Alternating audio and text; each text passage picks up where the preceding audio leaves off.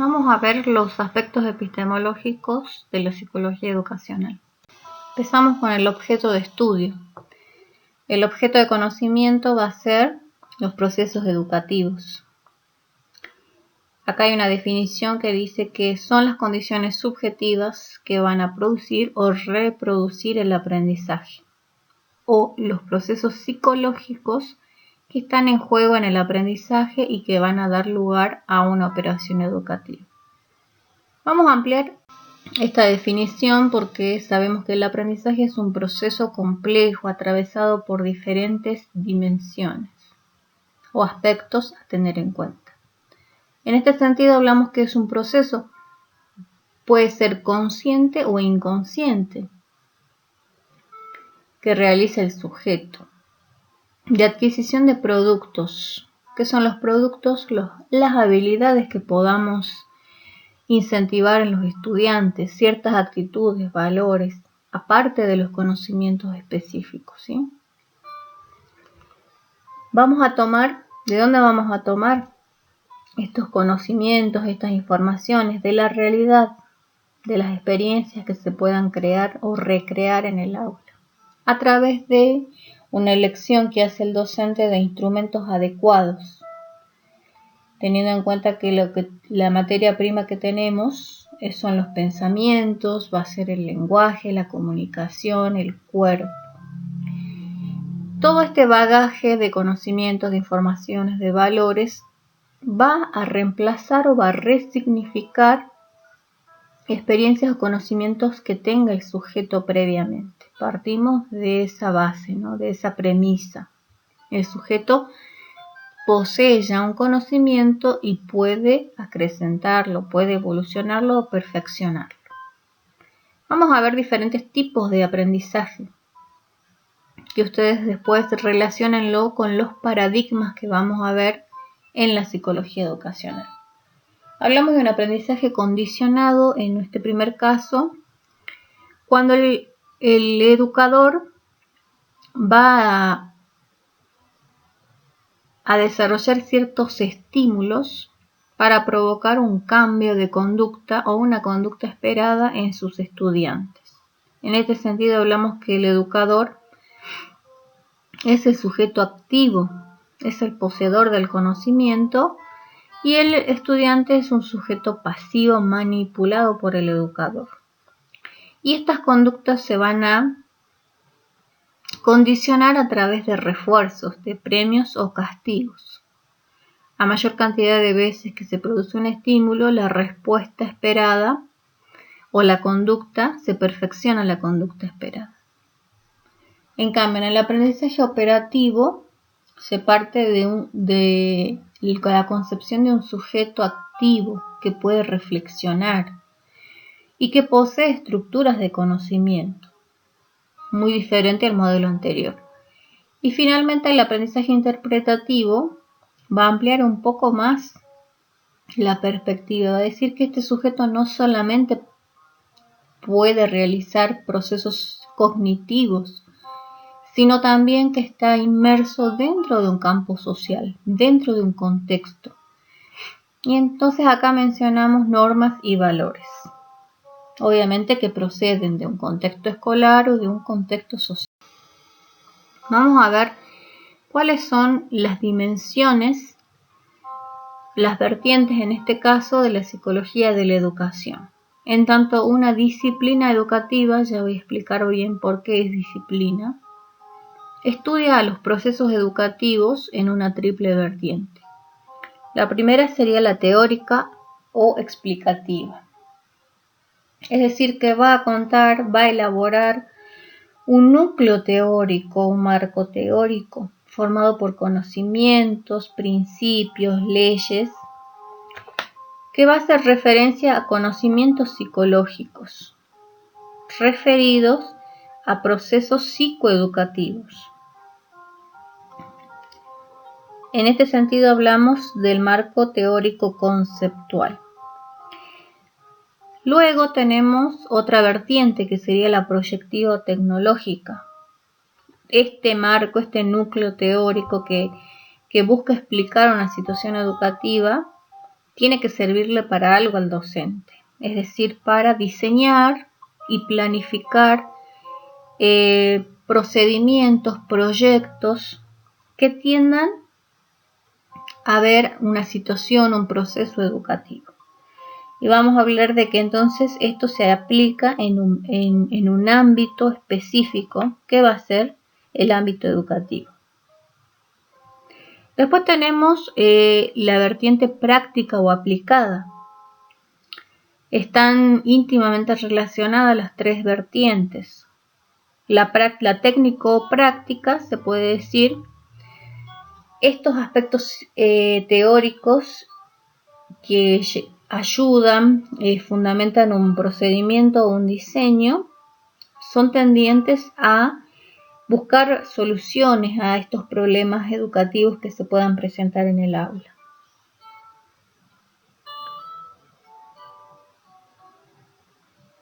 Entonces, vamos a ver, César Coll dice que la psicología de la educación, al igual que otras disciplinas que forman parte de los componentes específicos de las ciencias de la educación, estudia los procesos educativos en esta triple vertiente o con una triple finalidad, que va a ser contribuir a la elaboración de una teoría, elaborar programas y modelos de intervención dirigidos a actuar sobre ellos con una finalidad determinada, que van a dar lugar a una praxis educativa coherente con la teoría formulada. También vamos a mencionar cuáles han sido estos modelos de intervención psicoeducativas que se han dado en Argentina sobre todo. Según César Coll, Psicología y Educación intenta aplicar la psicología educacional a los problemas educativos. No solamente la psicología educacional va a formar un corpus teórico que trate de explicar ciertas situaciones, obviamente relacionadas con el aprendizaje, sino que también va a buscar soluciones a los mismos. Otro aspecto epistemológico a tener en cuenta es que la psicología educacional es una disciplina. Es una disciplina porque posee un objeto de estudio que es lo que acabamos de ver, el aprendizaje,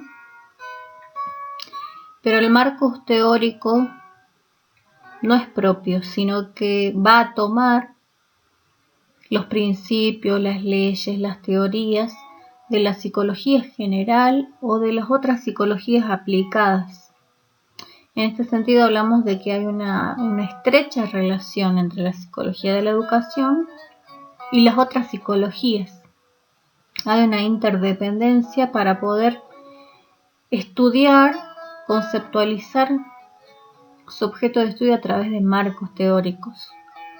Además, no es con la única ciencia o disciplina con las cuales mantiene una interrelación, sino que va a tomar también a la didáctica, a la sociología de la educación, a la pedagogía.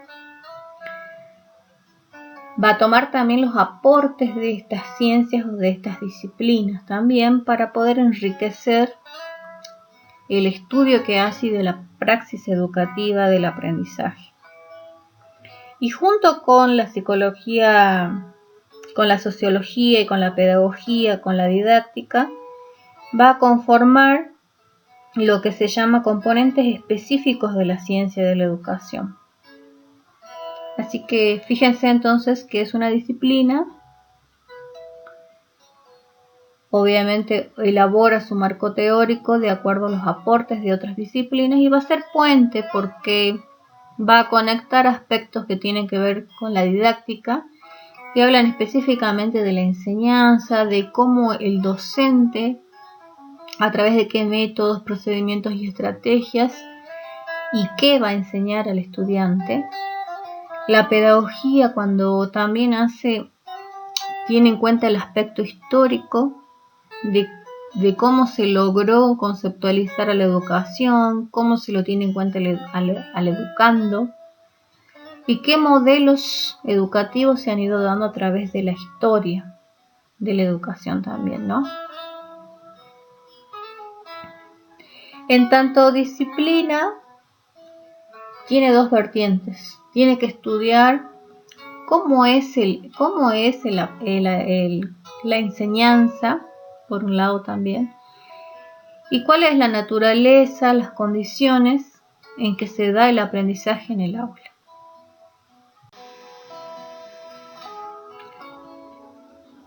Vamos a continuar con lo que sería una introducción hacia los paradigmas de psicología de la educación. Para eso tomamos el concepto que elaboró Thomas Kuhn con respecto a lo que son los paradigmas. Él presenta toda una tesis con respecto a la evolución que hacen las ciencias, presentándola en 3 períodos, a través de los cuales se va a ir imponiendo un paradigma científico que explique una porción de la realidad a través de una investigación, obviamente, que se realiza, con unos métodos y unos procedimientos que son rigurosos.